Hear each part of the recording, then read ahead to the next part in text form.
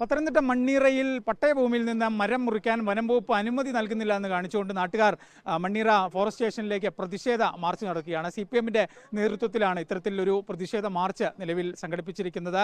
ഈ വനം വകുപ്പ് ഈ പട്ടയഭൂമിയിൽ നിന്നുള്ള മരം മുറിക്കാൻ അനുമതി നൽകാത്തത് ചട്ടവിരുദ്ധമായാണ്, ഇല്ലെങ്കിൽ അവർ ചട്ടം പാലിക്കുന്നില്ല എന്നാണ് CPM ഈ വിഷയവുമായി ബന്ധപ്പെട്ടൊക്കെ പറയുന്നത്. എന്താണ് ശരിക്കുള്ള വിഷയം? ഇവിടെ തണ്ണിത്തോട് ഗ്രാമപഞ്ചായത്തിനകത്ത് 14 വാർഡാണുള്ളത്.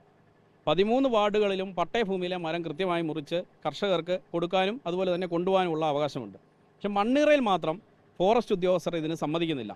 ഇതൊരു വലിയ പ്രശ്നം, ഈ നാട്ടിലെ ആളുകൾക്ക് വലിയ പ്രശ്നമാണ്. ഇവിടെ ഒരു മാവ് മുറിച്ചാൽ ഉടനെ കേസെടുക്കുന്ന ഫോറസ്റ്റായി ഈ പറയുന്ന ഈ മണ്ണീറയിലെ ഫോറസ്റ്റുകാർ മാറി. അതാണ് ഇവിടെ ഇന്നിങ്ങനെ രാവിലെ CPM സമരം സംഘടിപ്പിച്ചു.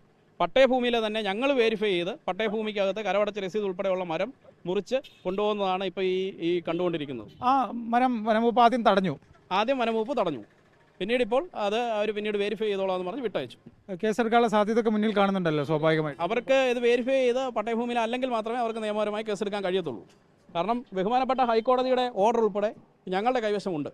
പട്ടയഭൂമിയിലെ മുഴുവൻ ഈ തണ്ണിത്തോട് പഞ്ചായത്തിനകത്തെ മുഴുവൻ വാർഡുകളിലെ മുറിക്കുമ്പോൾ ഇവിടെ മാത്രം മുറിക്കാത്തതാണ് ഇവിടുത്തെ ഒരു പ്രശ്നം, ഇഷ്യൂസ്.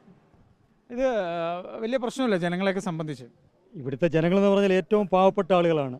ഇവരുടെ വിദ്യാഭ്യാസ ആവശ്യങ്ങൾ, അതുപോലെ വിവാഹത്തിനുള്ള ആവശ്യങ്ങൾ, പിന്നെ ആരോഗ്യ പ്രശ്നങ്ങൾ, ഇതിനൊക്കെ വേണ്ടിയിട്ട് ഈ ആളുകൾ ആശ്രയിക്കുന്നത്. ഇവിടെ വന്യജീവികളുടെ ഈ പ്രശ്നം കാരണം കൊണ്ട് ഇവിടെ മറ്റു തൊഴിലുകൾ ചെയ്യാനോ കൃഷി ചെയ്യാനോ കഴിയാത്തൊരു സ്ഥലമാണിത്. പിന്നെ ആകെയുള്ള ഒരു ആശ്രമം ഇതാണ്. അപ്പോൾ ഇത് ഇവിടുത്തെ ഫോറസ്റ്റ് ഉദ്യോഗസ്ഥരുടെ മാത്രം ഒരു കടുംപിടുത്തമാണിത്. ഈ സംസ്ഥാനത്താകെ തന്നെ, അതുപോലെ ഈ പഞ്ചായത്തിലെ മുഴുവൻ പ്രദേശത്തെയും ഈ മരം മുറിക്കുന്നതിനുള്ള അനുമതി ഉണ്ട്. പട്ടയഭൂമിയിലാണ്.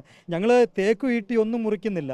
ഈ പാഴ്മരങ്ങളും അതുപോലെ തന്നെ ഈ ആഞ്ഞിലിയും പ്ലാവും മാത്രമാണ് മുറിക്കുന്നത്. ഇവർ തടയേണ്ട ഒരു ആവശ്യമില്ല. ഇവർ മനുഷ്യത്വരഹിതമായിട്ടാണ് പെരുമാറുന്നത്. ഇത് കാലാകാലങ്ങളിൽ സർക്കാരുകൾ 1983 മുതൽ ഇവിടെ നിയമങ്ങൾ ഉണ്ടാക്കുന്നുണ്ട്. ഇവിടെ പട്ടയഭൂമിയിലെ കൈവശക്കാർക്ക് പട്ടയഭൂമിയിലെ ആഞ്ഞിലിയും പ്ലാവും ആദ്യമേ മുറിക്കുന്നതിന് തീരുമാനമായി.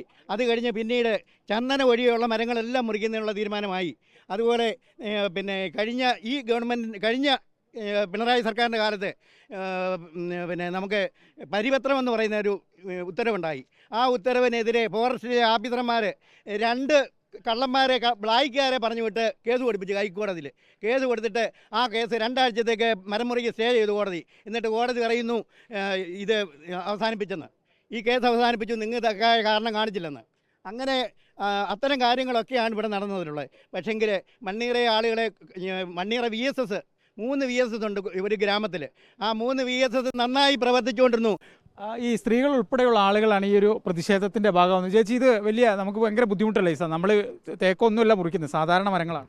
പാവപ്പെട്ട കർഷകർക്ക് തേക്കൊന്നും നമ്മൾ മുറിക്കുന്നത് നമ്മുടെ പട്ടയഭൂമിയിലെ അതാത് സ്ഥലങ്ങളിലെ മരങ്ങൾ മുറിക്കാനാണ്. നമുക്ക് പാവങ്ങളായിട്ടുള്ള കർഷകരാണ് ഈ നാട്ടിലുള്ളവർ. അവരുടെ നിത്യമായിട്ടുള്ള ഉപജീവന മാർഗത്തിന് വേണ്ടിയാണ് അവരിങ്ങനെ കിടന്ന് മൽപ്പിടുത്തം പിടിക്കുന്നത്. ഫോറസ്റ്റ് സ്റ്റേഷൻ വന്ന് ഉപരോധ മാർച്ചുകൾ കഴിഞ്ഞ ഒത്തിരിയും കാലങ്ങളായിട്ട് ഇങ്ങനെ നടക്കുകയാണ്. എന്നിട്ട് അതിനൊന്നും ഒരു പ്രയോജനമില്ല. ഇനിയും ഞങ്ങൾ ഇതിനു വേണ്ടി സമരം ചെയ്യും.